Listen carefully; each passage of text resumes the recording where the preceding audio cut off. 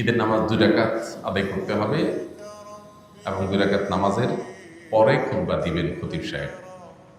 জুমাতে বা অন্যান্য ক্ষেত্রে খুতবা আগে আমরা দেই, কিন্তু ঈদের নামাজের মধ্যে খুতবা হবে পরে। 2 রাকাত নামাজের নিয়মটা কি? সাধারণ যে নামাজ পড়ি আমরা সেই নামাজের মতোই, শুধু পার্থক্য হলো এখানে অতিরিক্ত কিছু তাকবীর আছে, এই পার্থক্যটা আছে। অনেকে ঈদের নামাজ পড়তে গিয়ে একটু বছরে একবার দুবার হয় যেহেতু ভুলে যান এবং গ্যাঞ্জাম লাগায় ফেলেন।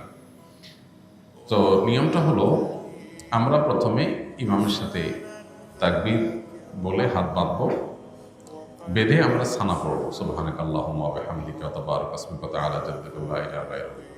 অন্য সানাও আছে, আল্লাহুম্মা বা'ইদ বাইনি ওয়া বাইনা খাতায়ায়া কামা বা'আদতা বাইনাল মাশরিক ওয়াল মাগরিব। সানা যেটা আছে এটা পড়ব। সানা পড়া শেষ, এরপরে অতিরিক্ত তাকবীর দিবেন ইমাম সাহেব। এই অতিরিক্ত তাকবীর আমরা কান পর্যন্ত হাত তুলবো এবং হাত ছেড়ে দিব। অতিরিক্ত তাকবীর কয়টা দিব এটারই মত পার্থক্য আছে। 2 মতের সপক্ষেই বিশুদ্ধ হাদিস রয়েছে। এ সম্পর্কে বিস্তারিত জানতে চাইলে ডক্টর খন্দকার আব্দুল্লাহ জাহাঙ্গীর রহমান আলাদা বই আছে এটার উপরে, ঈদের সালাতের তাকবীর নিয়ে, সেটা দেখতে পারেন। অর্থাৎ অতিরিক্ত তাকবীরের সংখ্যা 6 তাকবীর হানাফি মাযহাব অনুযায়ী, অন্যান্য মাযহাব অনুযায়ী 12 তাকবীর। এই দুইটাই বিশুদ্ধ।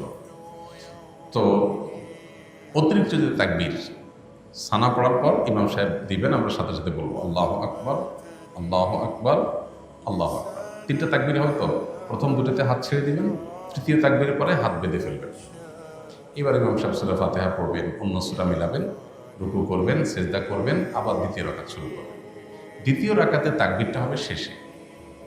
ইমাম সাহেব দাঁড়ায় সূরা পড়বেন, সূরা ফাতিহা পড়বেন, সূরা মিলাবেন, এরপরে আল্লাহু আকবার, আল্লাহু আকবার, আল্লাহু আকবার, অতিরিক্ত তাকবীর দিবেন 3টা হানাফি মাযহাব অনুযায়ী, আর শেষে আরেকটা তাকবীর দিয়ে রুকুতে যাবেন। তাহলে 4টা হবে লাস্টে, 3টা অতিরিক্ত তাকবীর, একটা রুকুর তাকবীর, ব্যাস। এরপরে যথারীতি নামাজ, আত্তাহিয়াতু, দোয়া, মাসুরা, দুরূদ পড়ে আমরা সালাম ফেরাবো। এ হলো নামাজ। তাহলে শুধুমাত্র অতিরিক্ত তাকবীরগুলো প্রথম রাকাতে সানা পড়ার পরে, সূরা ফাতিহার আগে, আর দ্বিতীয় রাকাতে অতিরিক্ত তাকবীরগুলো হবে রুকুতে যাওয়ার আগে, সূরা ফাতিহা সূরা মিলানোর পরে। তাকবীরগুলো মুখে বলবো, বলার সময় হাত উত্তোলন করে আবার হাত ছেড়ে দেবে, বাস। এছাড়া আর কোনো পার্থক্য নেই। ঈদের নামাজের পরে ইমাম সাহেব খুতবা দিবেন, তখন মনোযোগের সাথে খুতবা শ্রবণ করতে হবে। অনেকে আছেন ঈদের নামাজ পড়ে খুতবা শোনা ছাড়া চলে যান, খুবই গর্হিত কাজ, খুতবা শুনতেই হবে। সো ঈদের নামাজের গুরুত্বপূর্ণ অংশ খুতবা শোনা ছাড়া যাওয়া জায়েজ নাই।